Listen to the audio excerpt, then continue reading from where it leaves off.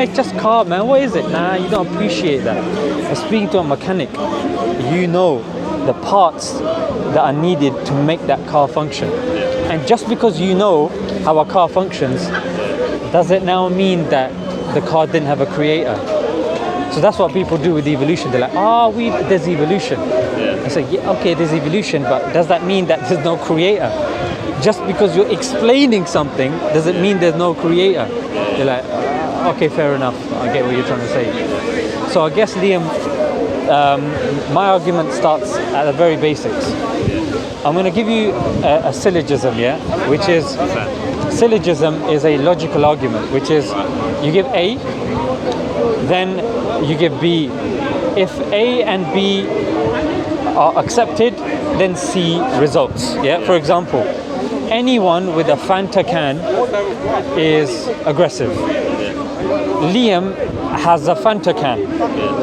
Therefore, it follows that Liam is aggressive. Not a very good one. It looks like somebody else. I'm not really aggressive. I should have used another one, maybe a teddy bear. So there were certain philosophers, Liam. They would ask these questions, and some would say God, no God, this, that. All right, cool, no problem.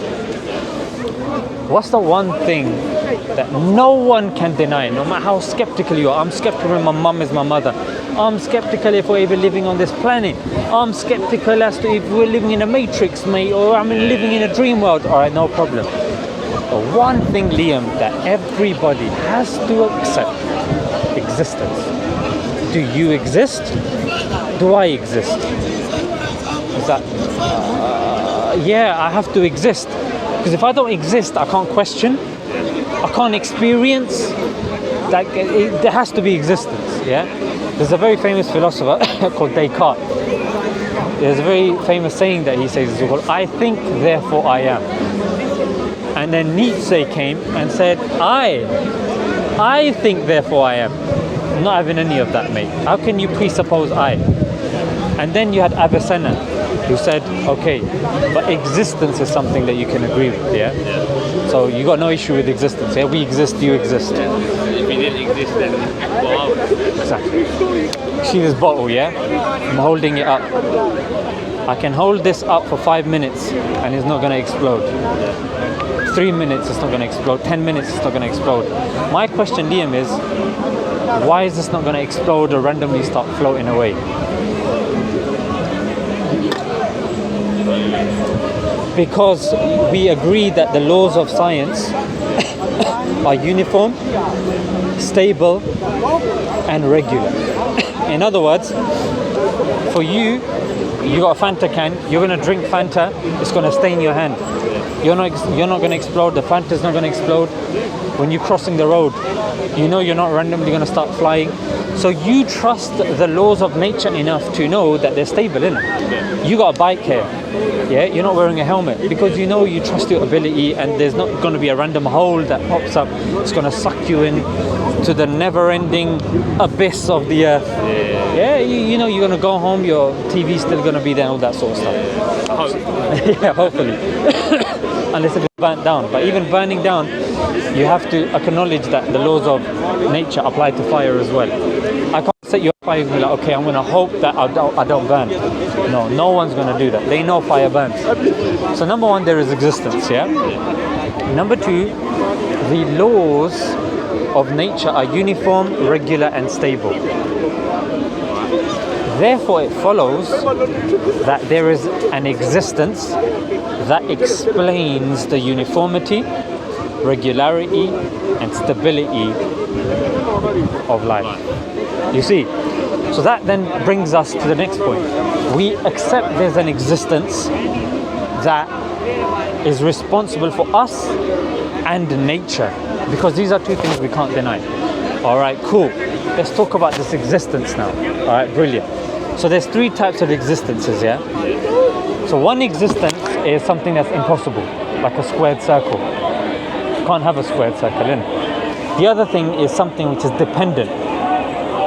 For example, you, or let's just say your internet browser. You know when you go on the computer, You go on internet, you go on Google Chrome, innit? Google Chrome is dependent on your software, which is Microsoft. You got a Mac at home or a Microsoft? I ain't got enough now. I've got my phone, that's enough computer for me. Alright, brilliant. Yeah. So on your phone, what's your favorite app? Facebook. Facebook, yeah? So Facebook relies on the internet. Yeah.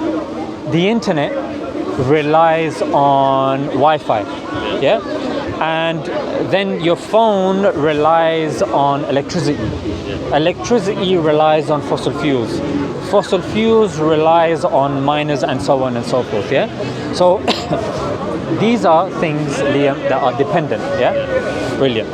Then you got a third type of existence, which is independent.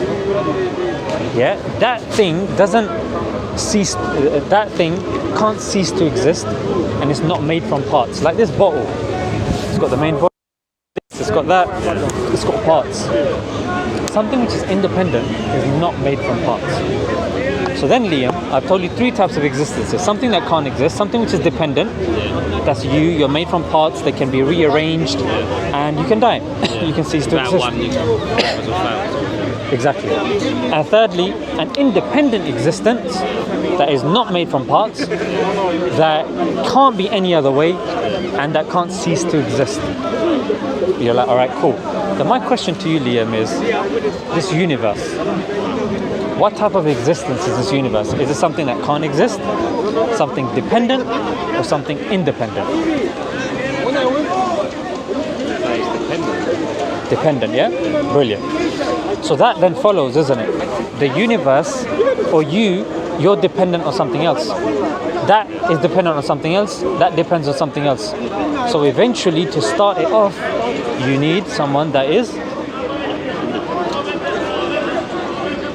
Do you see how it follows, yeah? Let me give you another example. Because I can see on your face, you're like, give me more. Yeah, I mean, it's sort of such as saying there has to... I know you're saying there's a start of everything. I know you're trying to get at sort of... Let me give you a logical example. You've seen Grease, yeah? The movie Grease. Right, you haven't. There's a song in there saying, tell me more, yeah? Right, that's fine. So here, let's just say, I want to chuck this bottle at someone. Yeah? I don't know why, but I just get these bouts sometimes where I have to dash a bottle at someone's head.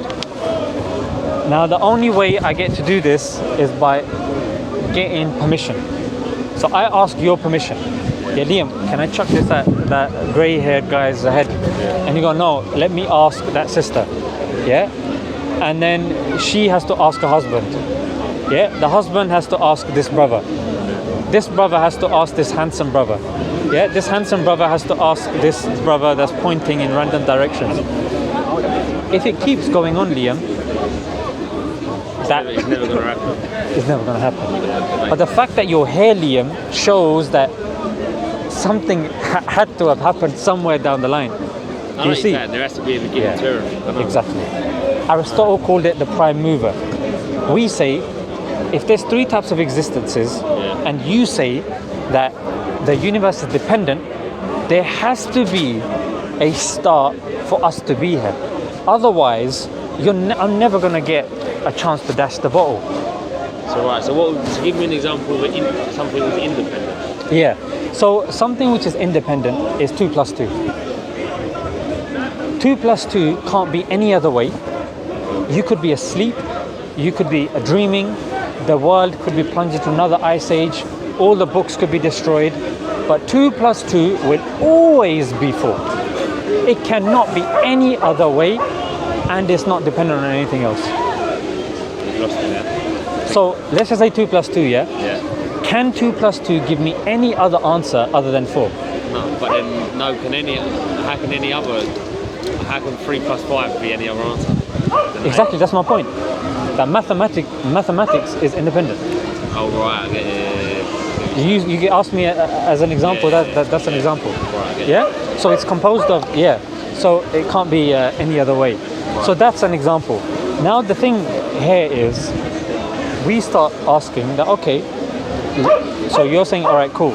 You're now going towards deism. That, all right, there's some creator, but how do we know it's God though? Yeah, all right, cool. Now, if this this existence was part of this universe. This universe is subject to the laws of nature, isn't it? Time, space, etc. But then if God was inside the universe, that means God is bound by time. He's limited by space. Yeah? Do you think an all-powerful, all-intelligent being would be restricted by time and space? He's going to grow old and die. Like sometimes they Christians. Everything has a beginning and an end. Exactly. But if it's created, there's nothing. There's nothing in mind. Nothing can be eternal. How can there be an eternal? Everything is. Like you said, everything's restricted by time. So there's a timeline for everything. There has to be a beginning. Okay, brilliant. So you're saying, now think about this, Liam. Time. When did time start? Okay. Big Bang, isn't it? That's where they say time started. Yeah, that's where they say time started, yeah. But exactly. Then what was before that? Exactly. This is where we're saying it's the independent prime mover that started it. That's not linked to time or space. He is outside time and space. If you're saying that it started at the Big Bang, yeah, and you're saying something should or must have started it, otherwise how would it come by existence? Because the other thing, Liam, would be it just happened by itself. So you got all these planets and this fine-tuning the 2% distance of the Earth and the Sun, the Goldilocks zone, as they say. It happened by itself, mate. Yeah, but who started it? It just happened by itself. Yeah, but who? I don't think you can put a who. All right, what? You can't put a who. Yeah. But what is it? Who knows? No one was there to. Everyone's got their own opinion. That's Brilliant. why you're all standing there. Everyone's got their own opinion. You Brilliant. can ask every person here, they've probably got a different answer. Brilliant. If you see a piece of crap on the floor, yeah, you're not going to be like, wow, that's been there for millions of years and it just happened by itself. You're going to assume, because we're living in London, especially in London, when we see some feces on the floor, immediately you know there's a dog there. Yeah, immediately. And you're looking around like, there's a fine here, where's Plod? Yeah, you got some plods over there. Why aren't they doing anything about this? Yeah? So when you look at that, immediately, Liam, you tap into something called logic. Yeah? And with logic, you're like, okay, I don't have to have seen the dog to know that a dog went past, because I have a type of knowledge called rationality. Yeah, I can. Comparing the planet to a bit of dog shit. No, it's an analogy to say that if you see something and you don't know how it is, you use your rationality to come to a conclusion. And that conclusion. That's just a simple. It's not as simple as that. The argument you're trying to give, of obviously, being creating planet and life, is not as simple as a normal reaction of someone going to the toilet. You can't. It's like comparing that to where we went back to the car mechanics. Taking the shit is not the same as building a car. Do you know what I mean? It's not. I like it when you say it better than me. Yeah. Do you know what I mean? You can't compare. You can't really compare that. There's two different things. It's like. Okay. There's not one thing of. It's like people or dogs or fruit or anything. There isn't one of anything. There's multiple of everything. All right. Name one thing what there's only one of. There isn't. There's not one type of tree. There's not one type of grass. There's one you. There's one me, but then it's again. I think you're going a bit different. I think it's two. One finger then. Your fingerprint is unlike any other finger on this planet. What's ever been? Yeah, even been. I don't think so. Every fingerprint is different. What's ever been on this planet? Yeah. I don't think so. I can understand maybe you're set, but not one individual finger. This one, the one that's used on IDs. But you think that's that? Yeah. There's never been another thing like that ever in the existence of the Earth. Yeah. Since time ago. Yeah. Because the way it forms No scientist, no credible academic has come out and said 2 fingerprints could have been the same. And that's why you've got high security facilities in this country, MI6 and all that actually rely on the fingerprint. You've got passports that use that as an identity to come into a country and out of a country. And you know how some countries are very security conscious. 1 finger is enough.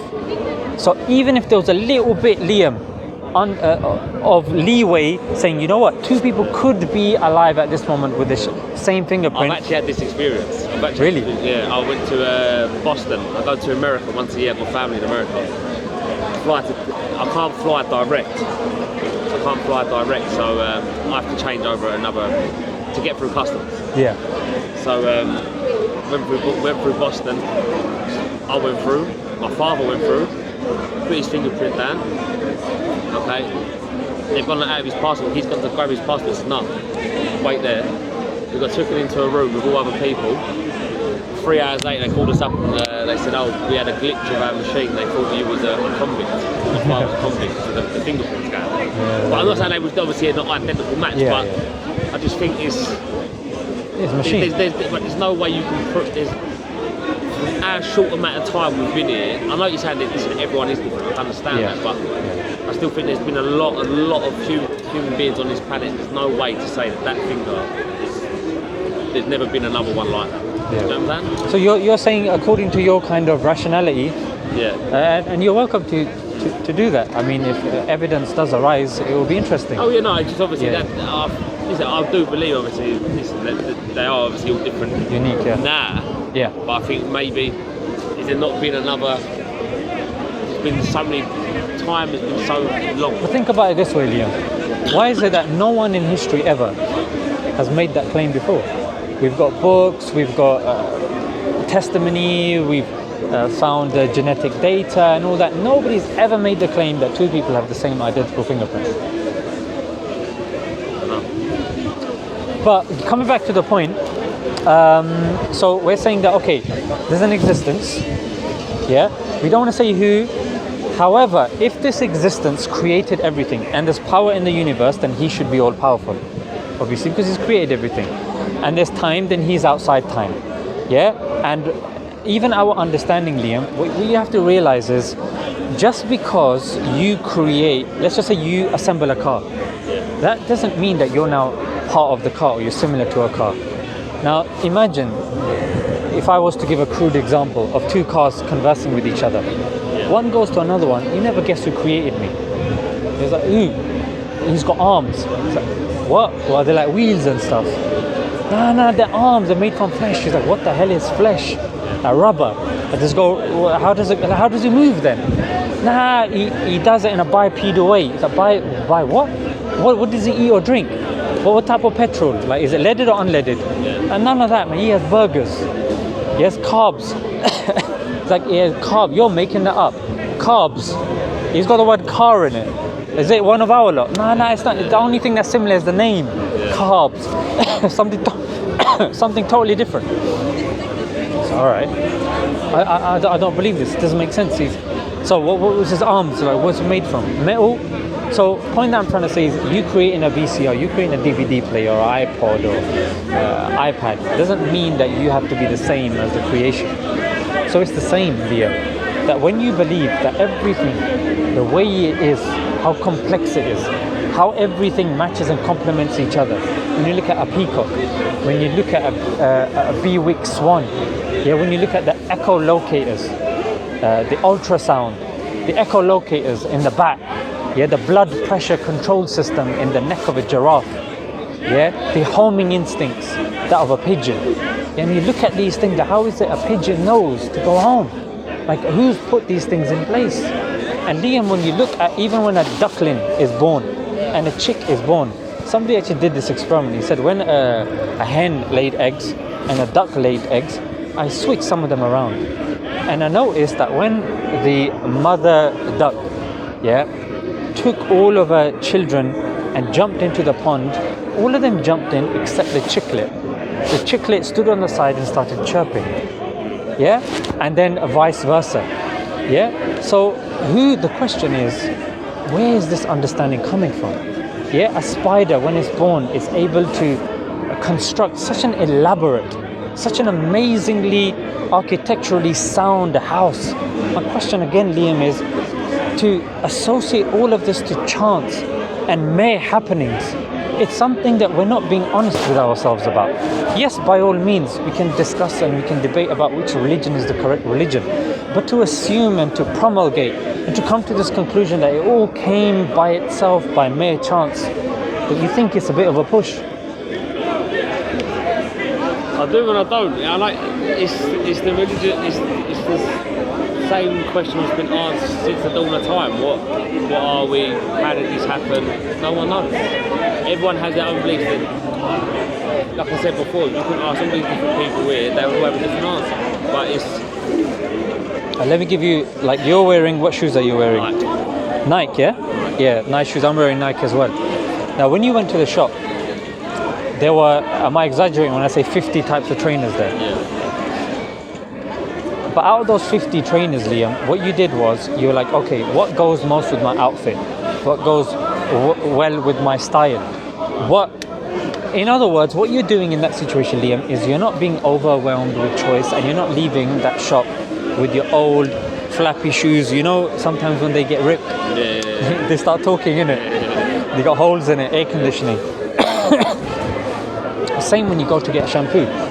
Yeah, there's like 20 different types of shampoo. But you never go, nah, forget it. Like, you go there, you read the back, you do your research to see which one makes the most sense.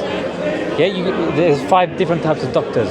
All right, well, let me see, because this is my health. I have to take time out to see. Now, Liam, if you've got so many people giving an answer, what you should be doing is you should be going to those people and hearing them out and saying, let me compare these now. Let me see which is logically sound. Because if a God has created me, Liam, then the one that makes most sense surely is the truth. Because he's now sent something. Now, again, what makes most sense? We can discuss that. And this is why I would say, Liam, I would say come every week. Have discussions. You could even go online and you can listen. Listen every Sunday. Every Sunday, there's different circles here. Because this, Liam, you said yourself, this is something that this has been discussed for millennia. In fact, Justin Barrett, he's done an Oxford study in which he did a study of kids that were uninterrupted or uninterfered with adults, and he noticed that even they incline towards believing in a single creator. Olivera Petrovich, she did a study. She concluded the same thing. And these are studies done by people that are unaffected by social conditioning. We are inclined towards believing in a creator, which again makes most sense. If God has sent us here, surely there needs to be some sort of gravitation. We're more gravitated towards believing every evidence around you points towards a creator. You look at a phone, creator, tree, seed, someone's planted that seed, these fences, that police van, that newspaper, that can you're holding in your hand, everything around you has a designer. But then the question would be... Just a quick part, you said about the seed, about someone planting the seed, but sometimes that can happen naturally. Of course. A tree produces another tree, and so on and so on and so on, and ever since the dawn. But I know you're saying obviously the trees had to be not created but sort of bred to make another tree. But then it's the same thing. There was a planet was once here and it wasn't here before that. So it's sort of and life is trying to take hold of itself. Do you know what I'm trying to say? I guess so. Like say for instance a tree, it's a living thing. Yeah. It isn't like someone probably did plant that tree, but not all trees were planted by a person, like a forest. I agree with you. Like a forest, they expanded their self. Or like the Amazon jungle. The Amazon jungle weren't always a jungle. It was once a thriving area of land where people lived. Well, probably, yeah. Yeah, it was. They've proved it. Where they've been deforesting so much of the Amazon, they've been finding ancient settlements and civilizations that was there thousands of years ago. Yeah, that's crazy. One of the Spanish explorers in the 1500s, they went to the Amazon, and they said there was thousands and thousands, millions of people living there at one time. But then the Europeans gave them measles, and they all died off. Yeah, exactly. When they come back, There's jackets of smallpox, yeah.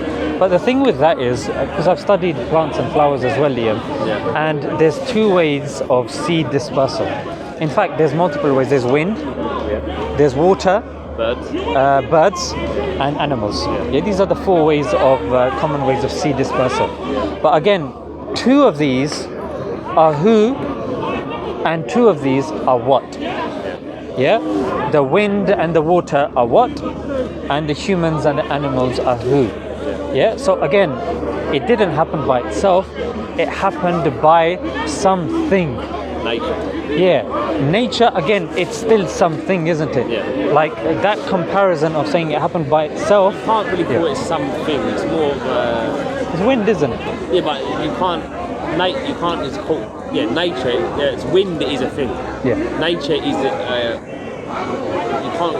you can't put nature down to one thing. Nature is a group, a body of Forces. forces. Yeah. So it's again my point of what if them number of forces, like fire, for instance, of fire, you have to have the right conditions to make fire. Yes. Right? You need fuel, air, and spark. That's the three main things to make fire. So Oxygen as well, yeah. Yeah, so that's fuel, air, fire. Ah, air. Okay, yeah. Okay, so that's the three things you need: fuel, air, and spark. So what if them three things are not them exact three things, but then sort of other three things make us, the planet, the world, the universe, them conditions of nature, or it's hard to put it into words, but it's like you need the right resources, the right conditions. Yes. Something like us, a miracle of life on the planet is born as such, same as like a tree. First the seed needs to fall, then it needs to be planted, then it grows. It's like life. You're born, you live, you die. Yeah. It's the three things. That's You've made a very good point. You said that just for fire to exist, you need three conditions that are happening. Equally balanced. Yeah, that they have some sort of presence or balance. Yeah. So that's when it comes to fire. When it comes to human beings, the conditions are more stringent. There's more things that have to be done.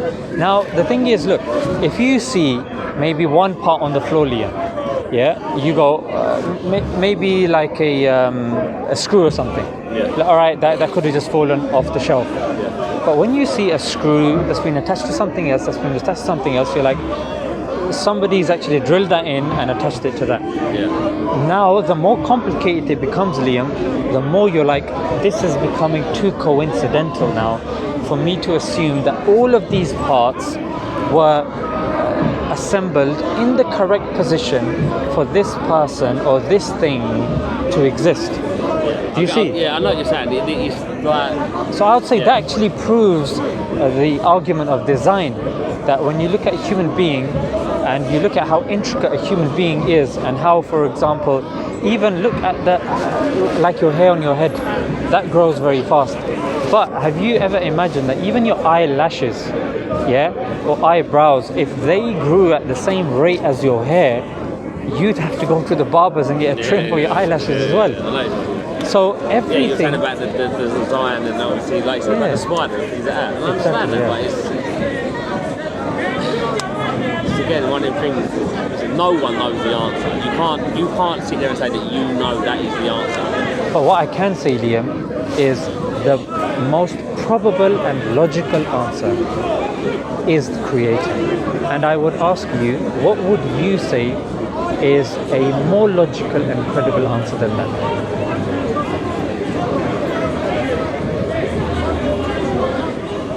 I'm not an academic in any sort of way. Have to be. Yeah, I know what you're saying, but that's what I'm saying. Everyone has their own opinion. I believe that it's just the conditions are right, and we're just. I don't question life very much. I just try and focus about living. Why do you think that is? I don't know. I it doesn't concern me. I do think about it. I think why are we here? What's the meaning of life? Things like that. But then There's two things. You shouldn't really waste your life thinking about that. That's the only like. Anyone you can believe what you want to believe. That's got nothing to do with me. All these other people with. That's not my concern as such. I believe you can believe or say whatever, you can do whatever you want to do. It doesn't have any concern unless it obviously harms or affects other people. Then it obviously is a problem. But other than that, it doesn't. I think everyone should be more worried about living their life to the best they can do. Let me give you an example, Liam. If you're living your life here, and you're just going about your business, being a good citizen, not harming people, someone puts a bag on your head and then takes you away and then sticks you on a train somewhere, and takes it off, and you're given nice food. What's going to be the first question that comes to you? Why am I here? You're not going to say, you know what, forget why I'm here, the food is nice, I'm going to enjoy myself, it's tasty, forget about that, it's not important, I need to worry about enjoying myself on this train. And somebody goes, do you know where you're going? It's not important. When are you going to get off? Look, everyone just doing their thing. Let everyone do their thing. Like, I'm not here to. That's fine. But do you know what? You've been doing this a long time, isn't you? You adapt quick. You adapt to the situations quick. I know what you're saying. It's because I'm going to be honest with you, Liam. Like, look at me. I'm a handsome guy. You know what I'm saying? I'm young. We're both young. But think about it. This is a Sunday. I work Monday to Friday. I'm here. Look, I'm not. Am I forcing something upon you? Am I being aggressive? No. Listen, if you was, I wouldn't be here. You know what I'm saying? So the thing is, Liam, I'm born in this country. I know about this sort of stuff. I love it here. The thing is, I'm still here, Liam, spending time discussing this with you. If I wasn't sure about it, I wouldn't be here wasting your time. In fact, I would consider it a disrespect that if you ask me something and I give you a fluffy answer, I'm calling you towards something and I can't answer your question, I would actually say it's disrespectful to you. I'd have to apologize to you, because I'm telling you that this is what I'm putting forward, and this is very important, and this is something that needs to be looked into. So that's why, Liam, I think out of respect for the person I'm speaking to, I need to read up on this, and I do read up on this stuff because I think it is very important. So that's the example of why we're here. And you raised another good point as well, that these questions are asked and you don't think about it too much. Here's another one. The thing is, if you look at majority of the people on this planet, Liam, in fact, the fastest growing religion is Islam. People with the most adherents are Christianity. The oldest one is Hinduism. The thing, Liam, is, and it's this, that majority of the people do believe in a God. You got people that have this innate disposition. However, people are still searching. And you know what? Just looking at too many people, I believe this or believe that. Look, no one's asking you to force your belief on anybody. What they are asking you is the least, if there is a God and there is a heaven and a hell and you're going to be asked about this, the least, Liam, should be that you're able to say, you know what, I did look into it, I did hear everybody out, I did use my rationality, and I didn't dismiss it. I worked hard. Yes, I worked, but I also understood and dialogued with people as well. Do you see? So what I would then say to you, Liam, is this. You're going to have Christians here, you're going to get Jews here, you're going to get people of other faiths.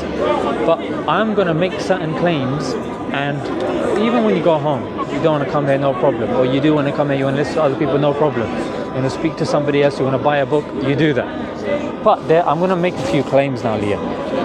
That makes Islam different and unique compared to all other religions. And you're welcome to challenge me whenever you want, with whatever you want. First thing is this. If something comes from God, Liam, and it's a revelation, surely that revelation, if there's a book with words of God, surely it should be free from human interference. You can't just dip in there, change stuff, move stuff about, and then people are saying, you know what, it's been changed, but let's go with the message. No. The book has to be preserved because it's from God. You tell him. Did God write the book? No, God. It's the word of God, and then it was compiled into a book. So that's going to be one of my arguments. By people. But how do you know that? How do you know for certain there isn't corruption in that book? I'm not saying there is. No, of course. But I'm saying, like, how do you know there isn't? There is, like I said, it's been compiled on how many thousands of people and put their contribution into the book. 100%. Exactly. So it's more. You're right. I agree with you. Yeah, it's like that, but it's like. But let me answer that, because the Quran's different. I'm going to tell you how. The Old Testament, when it was revealed, Liam, it had to be copied down. Yeah. Now, I don't know if you remember, how old are you? 25. 25. You're a bit younger than me. When I was at school, we'd write our essay out and then we'd have to copy out again. For display purposes. You know, when it goes on display and that. So when we do it on display, what happens is sometimes, Liam, when I would copy stuff down, if 2 sentences ended with the same word, my eye would automatically skip a line. Or if there's like 2-3 words that are similar in like 3-4 lines, you miss certain chunks out. Now, Bart Ehrman calls this technique parablepsis, or homo-iteliotan, which just means that you're missing chunks out. That applies, Liam, to the Old Testament and the New Testament. Why? Because they were, like you've articulated, it was written down. Now, the Quran was different, because the Quran, when it was revealed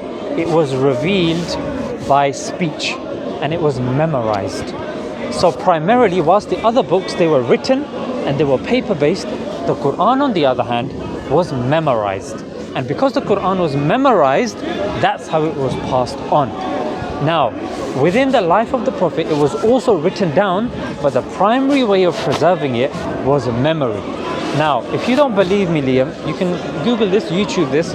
There are children as young as 3 and 4 that have memorized the entire Quran. It's crazy. Yeah, that's crazy. In fact, this was discovered last year. A little kid, 3-4 years old, he memorized the whole book. But generally speaking, children normally memorize by the age of 7-8. That's like the average age. But you can learn it. In fact, I'll put another challenge out there, and I will say there is no other book, and I've got like 4 cameras there. And like you said, I'm well read as well. Yeah, I'll tell you. So there's no other religion that can make this claim that their book has been mass memorized. Every other book has been written, has been copied, and there's another bold claim I'm going to make. When you go to a Christian, ask them, how many books are there in the Protestant Bible? They're going to tell you 66. You ask them, what about the Roman Catholic? 71, 2 or 3. And then the Ethiopian Orthodox, 80 something. Hang on a minute. This is from God. So it depends what sort of Christian you are, and you've got entire books that are extra in those books. I'm sorry, but this isn't convincing to me as an agnostic that's looking into religion. Because you've got like there's one in which there's 7-8 books missing. And you're telling me this is from God. Why can't He preserve this? Now you say, okay, what about you? I'll tell you. There's certain sects within Islam. Sunni, Shia, this, that. Liam, all of them. There'll be dispute about other things. When it comes to the Quran, every single Muslim believes in the same Quran. And there are manuscripts. And I'm moving on to the next claim now. Jesus can't claim this. Moses can't claim this. Socrates can't claim this. Islam is the only religion that can track the Quran, the manuscripts of the Quran, to the person that claims it was revealed to. There's no manuscript that we have today on this planet that is traced to the time of Jesus, that's traced to the time of Moses, but we do have, in fact, it's not in some Arab country, it's in this country, Liam. Birmingham University has one of the oldest manuscripts of the Quran. Birmingham, and it was discovered 4 or 5 years ago. The other old ones there's one manuscript called the Topkapi. This is in Turkey, and there's others. Some are in Samarkand in Uzbekistan, or one of these stans, like one of these old Soviet places. So this is the third claim. We have manuscripts, Liam, that are tracing back to that time. But when it comes to Jesus and Moses, you don't have people. Now listen to me carefully. You don't have people of independent other religions that can verify their existence. Now obviously as a Muslim we accept Moses existed, Jesus existed because it's in the Quran. However, if you're going from manuscripts that can be dated and carbon dated, you know, for you to tell, carbon dated, exactly. It can only be done for the Prophet. There are 3 sources. Yeah, if you want, I can tell you exactly the names of those sources as well, but they sound a bit funny. Yeah? Do you want me to tell you the name of the 3 independent non-Muslim sources that verify that the Prophet existed in the 7th century? All right. The first one is the Nestorian Chronicle. The second one is the more famous one. It's called the Doctrina Jacobi Nuper Baptizati. You can see it was a mission to memorize. And the third one, the third one's the tricky one. Bishop Sabius of the House of Bagratunis. So these are 3 independent sources that are dated to the 7th century that talk of a Saracen leader. Saracens is what they called the Muslims at that time, who claims to have the keys of paradise. Yeah? And we have archaeological evidence, manuscripts that trace back to the people who succeeded the Prophet in terms of Khilafat. Like you've got Abu Bakr, Umar, Uthman, Ali. In terms of the people that led the Muslims thereafter the Prophet. You have them. Yeah? You have evidences, you have coins that can be, traced back to the time. In fact, today I've ordered a book. It's by Anthony Shawn. He's written a book in which the first chapter is just about evidence proving that the Prophet existed from non-Muslim sources, be it coins, be it epigraphies. I think I'm pronouncing it properly. Epigraphy is like, you know, when there's marking on stones, like writings and stuff like that. So you've got, but Liam, when you speak to these other people, and you're more than welcome to do so, in fact I encourage it, they will not be able to give you this stuff. In fact, they will pick up any Bible. The most popular Bible you're going to pick up is called the King James Version. And read the preface. In the preface it says, this book has major and minor errors in it. Then pick up the Quran. And then you're going to see there's no such word like that. In fact, there is no preface. It just starts off. You know what I'm saying? Go straight into it.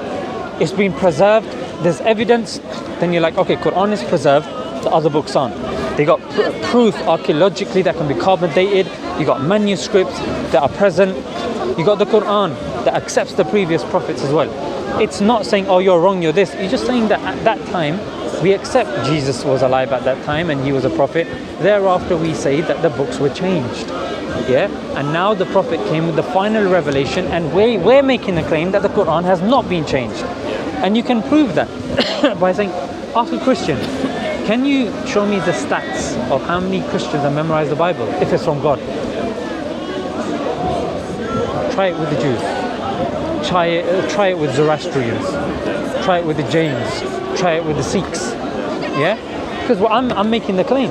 Yeah, and then you go to him, you're like, I heard this from some Muslim, I forgot a name, he was talking about independency as whatever, but you guys make your claim. And Liam, watch, you're not going to hear these claims. In fact, I speak to Christians here. They say it doesn't matter what the Bible says exactly. What matters is the meaning. We know it's been changed. Like Bob, who comes here regularly. Yeah. Which one's that? Bob, he's Caucasian. He's normally on that side of. He's got the green hat, gangster hat one. No. He's Caucasian. He's a bit large and he speaks very loudly. Yeah, that was him. He had like a top hat. Okay. Yeah, I think that was him. Yeah. Okay. Yeah. I did see it. Yeah. So he seemed like he was talking a bit nonsense to be fair. He was saying stuff like, yeah, I accept the Bible's being changed, but it doesn't really matter if the Bible's being changed. What matters is the meaning of the Bible, and that's preserved. Yeah. But then, you know what, Liam, I would then ask you this, and ask any Christian. I was speaking to a brother as well. I was saying, and you can verify everything I'm saying. It's recorded. It's going to be on YouTube when you go home probably as well. Yeah, so you can watch it back. Jesus spoke Aramaic. The New Testament's written in Greek. We're reading in English. Aramaic, Greek, English. Okay, what about you, Muslim? What are you saying, mate? All right, I'm saying the Prophet spoke Arabic. The Quran's in Arabic. We read it in Arabic. Yeah, we read the translation, but we read it in Arabic primarily. All right, cool. Translation. What about translation? Yeah, just Arabic to English, but Aramaic is not. Have you heard anybody saying, yeah, man's learning French, Spanish, man's doing a bit of Aramaic on the side? Yeah. You heard anyone say that? Never even heard of it before. You know what I'm saying? Yeah. But Jesus spoke Aramaic and Hebrew. So the thing is, Arabic is one of the top 5 languages. It's a live language. So surely, if a language is being claimed that the final testament is written, then show me the language. Okay, you got the Middle East that's speaking that language. It's a live language. You can do it. Let's study in SOAS universities here, Birmingham University. You can study even in A levels if you want to study it. No problem. Who's studying Aramaic? Who's studying Hebrew? It's not. Even Hebrew, the Old Testament is written in Hebrew. Okay, no problem. Okay, fair enough. So the Quran, you're saying, is revealed by the Prophet. Sorry, is revealed by God, and then at the time of the Prophet, it was compiled. All right. Isn't the same for Bible? No Christian makes that claim. In fact, the Bible, if you pick up any Bible, book of Matthew, Mark, Luke, and John, the 4 books, the 4 Gospels. Who are these people? Yeah, they came. Liam, they came decades afterwards. Yeah, I think it was like something like 4600 or something like that, or 1400 years later. Or you know, I'm not. My memory is not the best. Yeah, and you know what I do? I have to make notes and constantly go over it. You know, when exam time comes for me, if I haven't looked over my notes for 4 or 5 months, it's gone. So what do you do? I'm a primary school teacher. Whereabouts? In Croydon. So what I do, Liam, is I have to go over my notes. Yeah, I have to study them before an exam. Like I want to take this course on Cambridge, University of Cambridge, on political philosophy and science. Yeah, I want to take that. So I've got in, alhamdulillah, all praise be to God, and I want to start that. But the thing is, Liam, I have to make notes. In 1 year, if you ask me something, and if I haven't gone over my notes, I've forgotten it. But here are people that came decades after Jesus, and they're claiming they remember everything. All right, who? Okay, who's this Mark? Who's this Matthew? What's the surnames? There's so many Matthew and Marks. How do you know which one's the right one? And the manuscripts. The manuscript that we have of the earliest one is of Mark. And that came about 40 to 60 years after the death of Christ. That's the manuscript that we have. After. We can't track anything to the time of Christ. In fact, there's a book by Bar Ehrman. You can check it back, these names, and you can check if I was waffling or not. Bar Ehrman, called A Misquote in Jesus. Yeah? And in there, he makes these claims. Yeah? He mentions these things, that these these Gospels were written decades afterwards. But in the Quran, we make no such claim. No such claim. So you yourself, Liam, as a rational person, you say, okay.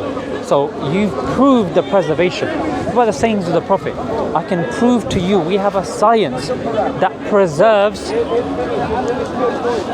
That's Bob, by the way. Yeah? That's Bob. Oh yeah, no. I guess he will start to shout. Maybe if you want help, I will try to start with you. Jazakallah. Anyway, your video about respond to that guy, it was fantastic video. Jazakallah. I've got a YouTube channel called SMILE2JANNAH. Jannah means paradise. So in case you want to go home and check who's this guy you're speaking to for an hour, me, you can just type in SMILE2JANNAH and it'll come up. You just talking, is it? Sorry? Is it you talking? No, it's it's ironic, but I actually use comedy to talk about social and political affairs, religious and stuff, and I use comedy. So anything that's happened in the media, I'll try to use bants and talk about it and cover it. Stuff that's not mentioned. So yeah, you're more than welcome to check it out. But the other thing is this, that we have means of preserving even the sayings of the Prophet. Whilst no other religion makes this claim that they have sayings of Jesus, sayings of Moses, sayings of Buddha, or sayings of Guru Nanak of the Sikh faith, have been preserved with a chain of narration. We make the claim. And we're the ones that say we can test using testimony, using hadith, what's the word? Using this, the science of criticizing hadith chains, the sayings of the Prophet, in other words, yeah, the chains of narration. Yeah, we're making this claim.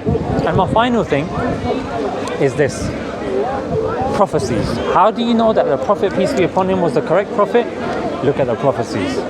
Now, for you, naturally, the pushback should be, what about Jesus? I would say there are certain prophecies that Jesus has made that even the Christians say it's not true, it's false. Yeah? We will not say that for any prophecy that Muhammad made. In fact, you can go home, there's a book called Forbidden Prophecies by Abu Zakaria. You can search it up and it mentions main prophecies of the Prophet. They came true and they are coming true. And I'll give you some examples also. Have you heard of Nostradamus? The one, you know, who said 2012 is the last year and movie came out and stuff. He made prophecies. Many came fake. Yeah, many came, they were rebutted. Yeah, they did come true. So you got Nostradamus, you got the Mayans. Are you familiar with the Mayans? Yeah. Yeah, they made many prophecies. Joseph Smith, Mormonism, he's founder of Mormonism and the likes. So Liam, what we noticed here, if you look at their prophecies, they were, number one, very vague, and number two, you could rationally make out logically that they would come true.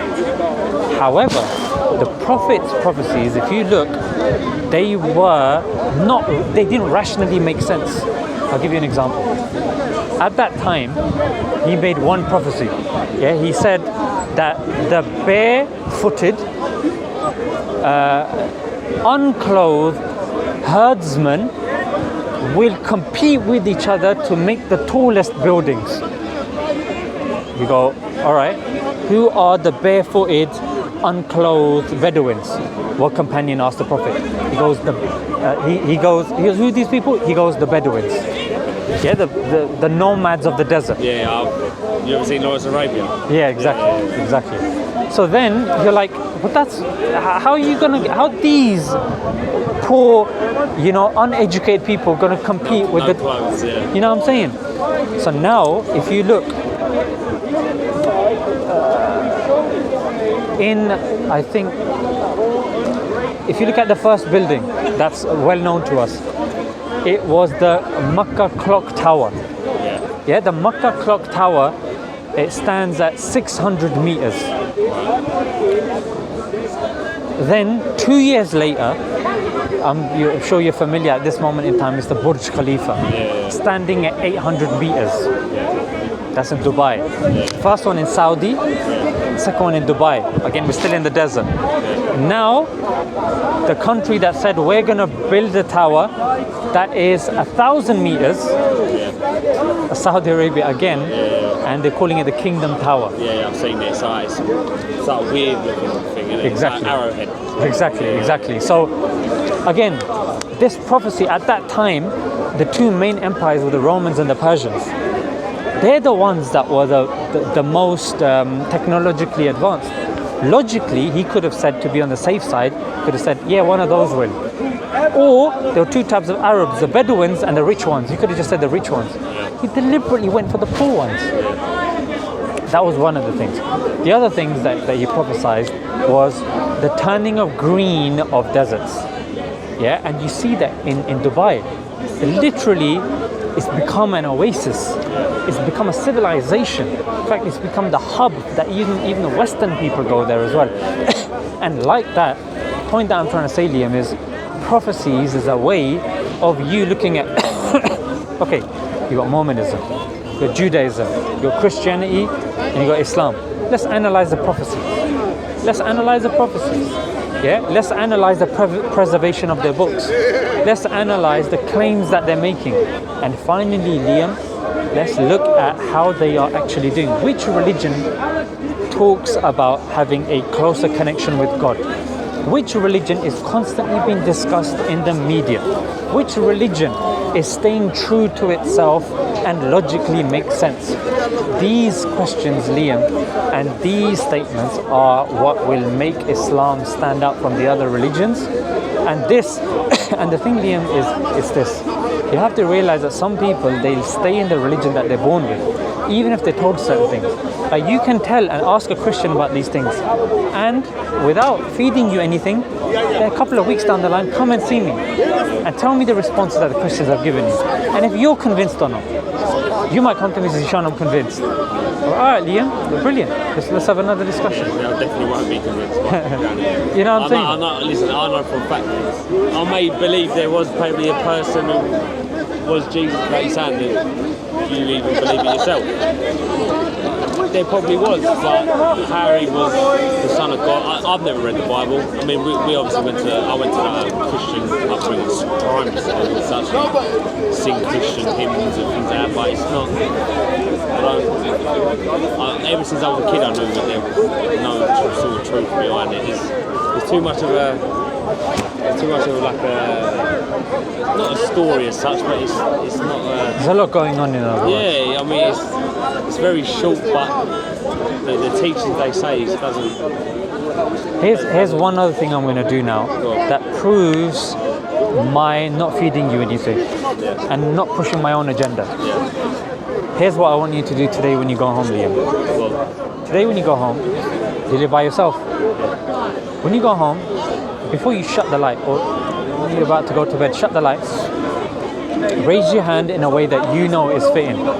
You raise your hand or you pray however, and you don't use any name, any title. Say, God, if you're there, whoever you are, wherever you are, guide me. You're not calling towards a religion. You're not calling towards a person or a being. I'm not saying you have to go through me. I'm not saying you have to go through Muhammad. I'm not, sallallahu alaihi wasallam, peace be upon him, or anybody else. I'm saying you alone, with no feeding from me, you converse with your Lord. Because if he's there, Leah, if he's there, and you're genuine and you're saying, you know what, God, I want to prove to you that I was sincere today because I went there for the first time and I stood with my man for over an hour. If that doesn't show my sincerity, I don't know what does. I was respectful. Yes, I pushed back because he's making claims, but you know what? It didn't make sense. So God, if you're there, like allow it in it, like guide me. Like don't let me go astray. If you're there, if not, then I'll live my life. That's all I'm saying, Leah. I'm not saying for you to watch anything, speak to anybody, do. And then I'm just saying, pray to the one God. Everybody here, Liam, believes in some sort of God. So what you're doing is that's what you're doing. You're praying to that God, and you're saying, if you're genuine, then I want you to guide me to the right method to seek the answer. That's all I'm saying, Liam. I give you literature and everything, but this is the only homework I want from you. And I'm so sure that I'm saying that you will get certain signs in your life if you're genuine. If you move that bias to the side, you're not, friends, sometimes you don't need to say anything to anybody, you just pray yourself. And prayer is that Wi-Fi that the signal never gets weak. It goes and hits the Lord straight away. In fact, Liam, we believe as Muslims that even if a non-Muslim, if let's just say I oppress you, but you don't believe in God, and you make a prayer against me, that prayer will still be heard by God, and I'll still be punished for it. Sorry. You're right. So, what I'm trying to say is, prayer is something that we believe that even non-Muslims can do. Yeah, that even non-Muslims, that we have this connection with God called the Dawah, the prayer, that it works even with somebody that doesn't believe in God. So we believe that, look, we can't be oppressing non-Muslims like that, because if he prays against me, I'm finished. You know what I'm saying?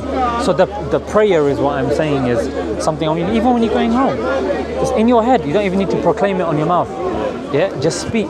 Say, God, you know what, it does make sense. Like when you look, bro, just look at the way the sun is hitting us, the way the light is hitting the grass, the way that tree is able to kind of, spread out, and the way human beings are able to communicate language. What's the difference between us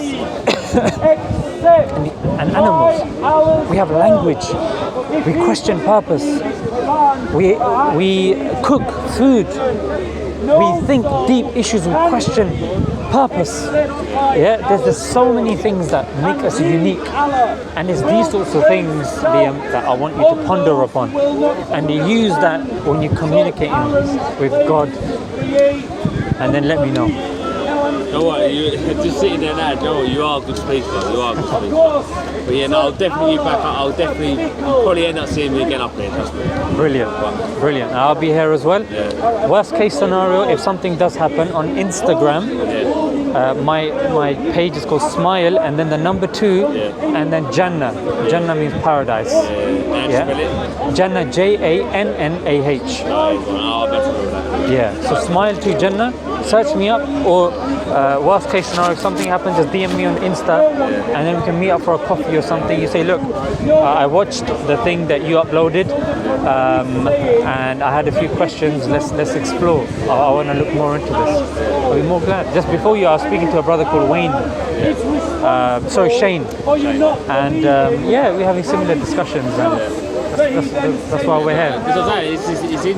It's like food for thought as such, you know what I mean? Listen, of course. What do you think I'm going to be thinking about? I've got to ride back to East London in a little while, so like East Ham, so listen, it's going to be, if you don't, once you see something, you're always going to think about it as such, you know what I mean? So, yes. I mean, listen, it's good to hear your side of things and speak to someone who's educated like yourself.